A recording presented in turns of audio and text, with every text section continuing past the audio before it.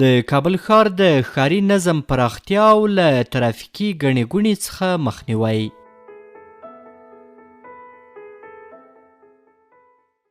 د CGTN پښتو د ټولنې د هندارې د پروګرام درنو لیدونکو، د ترانسپورت او هوایي چلن وزارت څه موده وړاندې له کابل ښار څخه د ولایتونو د موټرونو د اډو د انتقال پروسه پیل کړه.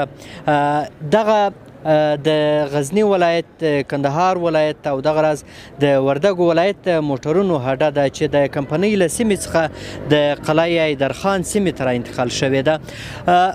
ترانسپورت او هوایي چلند وزارت ویل چې دغه پروسې څخه هدف په کابل ښار کې منظموالی او دغه راز له ترافیکي ګڼې ګوڼې څخه مخنیوی دی. دا چې دغه پروسه تر اوس مهاله پورې څومره بریالۍ ده، خلک یې په اړه څه وایي، موټر چلوونکي څه وایي او دغه راز خپله ترانسپورت وزارت څه نظر لري، په دې راپور کې به دغه پوښتنې درته ځواب شي. هیله ده چې د پروګرام تر پای شیبو مملتیا وکړئ.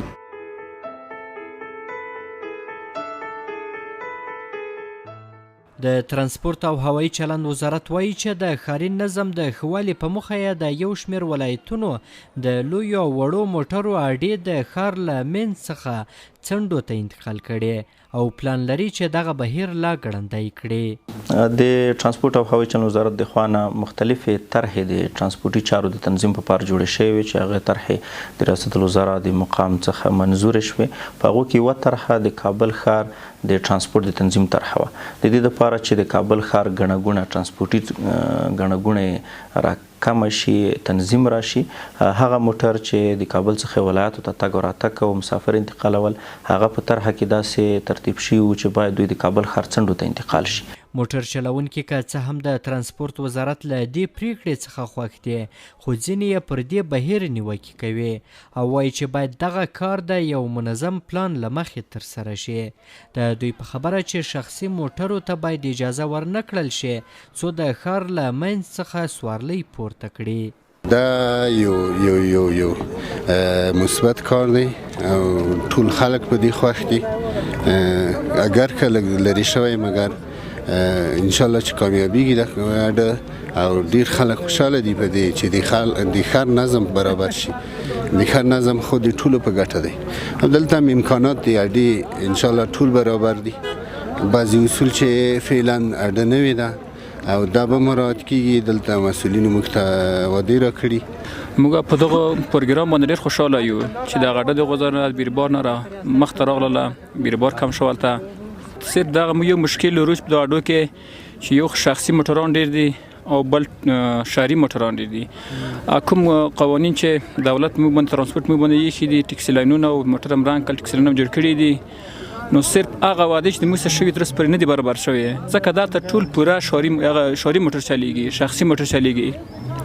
او دوام په برچي کې شخصي موټران اډه ده. داسې نه کیږي چې یو باند وي هوا وي. په یوه ښار کې په یو ولایت کې دوه اډې نه کیږي، باید اډه یوه رسمي اډه وي. دغه اډې چې له بازار سره انتقال شوي دي، الحمدلله ډېر د امنیت په لحاظ هم ارامي راغلې ده او بل د بازار ګڼه ګوڼه هم ډېره ختمه شوې ده او دلته الحمدلله ډېر نظم هر څه ترتیب ورته شته. د مسافرو دپاره ځانګړي سهولتونه شته، د مسجد، د اوبو، دلته هر ترتیب شته. د ډریوران چې دلته نه ډېر رش جوړوي نه ډېر بدال جوړوي، خپل کسان د تنظیم کسان ورته ولاړ دي د امارت له طرفه، هغه ډېر په ډېر ښه ډول باندې خپل تنظیموي. بیا هغه مسافر ډېر ښه په سهولت باندې خپل ځای ته انتقالېږي. کابل ښاریان بیا وایي چې د ولایتي اډو له انتقال سره به ښار منظم او دغه راز ګڼه ګوڼه به کمه شي. دوی زیاتوي چې د ولایتونو ډیری اوسنۍ اډې د سړکونو پر غاړه دي او له کبله یې ګڼه ګوڼه زیاته او ښاریان نشي کولی په ټاکلي وخت خپل مسیر ته ورسیږي. والا دا خو به ډېره سمه خبره سي. د کابل ښار همدغه د لرو ولایتونو اډو ډېر سخت پازاب کړی ده، ډېر مصروف کړی. دا سړکونه ډېر زیات مصروف دي، داسې چې بیګا یو سړی را روان و له کوټې سنګینه 1 ساعت کې دلته را ورسېده. دا ټول د غټو موټرو اثر او تاثیر ده چې دا ټول له دغه ځای نه هغه دښتو ته سي، هم به دښتې آباده سي، هم به دا ښار آرامه سي. اگر انتقال نمایندګي جای درستی بره که د ولایتونو د موټرو د غاډې له دې ځای څخه یو بل ځای ته انتقال شي دا به یو ډیر غوره کار وشي او د ګڼې ګوڼې مخنیوی به هم وشي. دوی ته باید منظم ترمینلونه جوړ شي.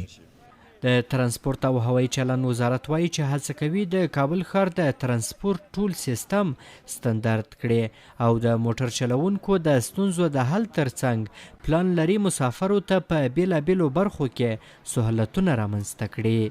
دغه ابتدایي مشکلات په نظر کې نیول شي په ټولو هډو کې داسې دي خو نور معیاري کوو. ځنه ځمکې چې زموږ خپلې دي اوس د ځینو ځمکو انتقال روان ده چې د بل وزارت یا شخصي د هغه موږ انتقالوو کار پرې روان ده راتلونکي کې ښه جوړوو خو باید یو ځای څخه پیل کړی وای. نو پیل هغه ځینو ځایونو کې ابتدایي خدمات هم دي خو هغه تر نه خدماتو ښه دي. دا چې د ښار په مختلفو کوڅو کې دوی ولاړ وو خو دوی خو هېڅ خدمات نه لرل. اوس یې دوهم پړاو دا ده چې معیاري ترمینل جوړ شي.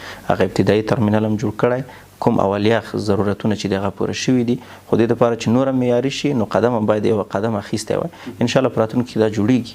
د یادونې وړ ده چې سرپرست حکومت واک ته په رسېدو سره د ښاري نظم د پراختیا او ښه والي لپاره که څه هم اقدامات ترسره کړي خو خلک یې کافي نه بولي او غوښتنه کوي چې د ښار نه منظموالی له زیاتو ستونزو سره مخ کړي دي. احسان الله کریمي،